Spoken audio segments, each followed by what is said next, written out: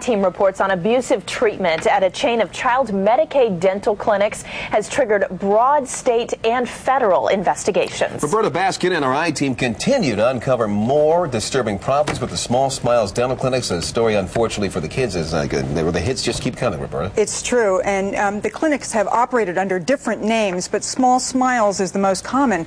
They operate in the District, Maryland, Virginia, and 19 other states, and we continue to find evidence that they've pursued profits over patient care.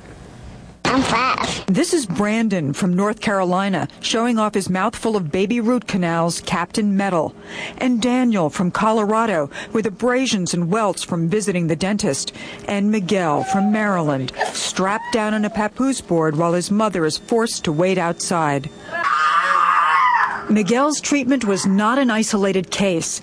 The I-Team has learned that routine use of papoose boards in the Small Smiles network of clinics has injured and traumatized children and may have played a role in this child's death. At least a dozen states have launched civil or criminal investigations, many of them prompted by our reports.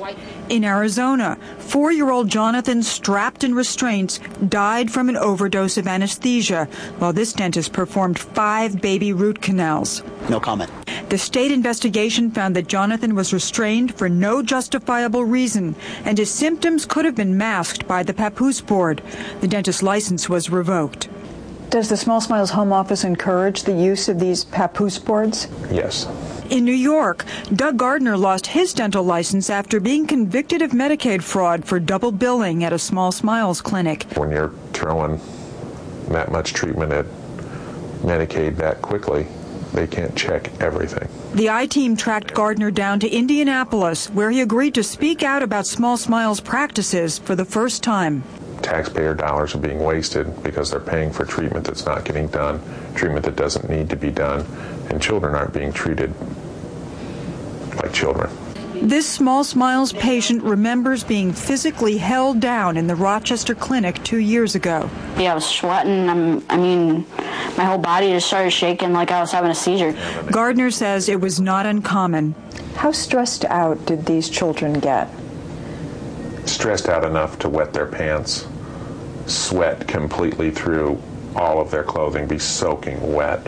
And how are you told to manage that? Clean them up as best you can before you get back to mom or dad.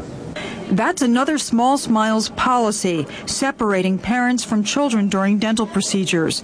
In North Carolina, Brandon's mom couldn't imagine what was taking 3 hours until he emerged with 16 baby root canals and steel caps. I couldn't stop crying because I was very upset and I wanted to see him. In Colorado, these police photos are evidence of young children bruised from restraints.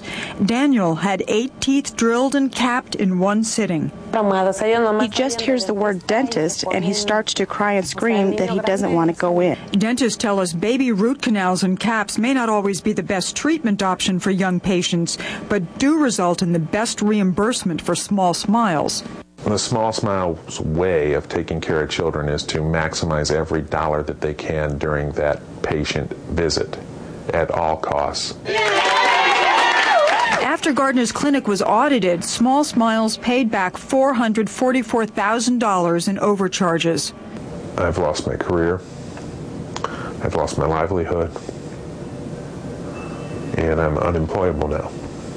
Except as an RV salesman in Indianapolis, where he can't forget the pressure from Small Smiles to break $1 million in profits each year. And the biggest thing you can do is do those baby root canals and crowns, because it's $220 that Medicaid does not question. And it's just $220, $220, $220, $220, $220. As a result of our reports, the Maryland Attorney General has launched a criminal investigation of Small Smiles, and the current management company, Forba, took over the clinics in September 2006, and they say that it can't be responsible for the problems that occurred before then. And they've declined our on-camera interview request, but they tell us that they're undertaking an independent investigation in Maryland and the district. We'll see what happens. Every time I think there's nothing else that could surprise me, you come up with something like that. Amazing. All right. Thanks, Roberta. Thank you. And of course, we'll have more.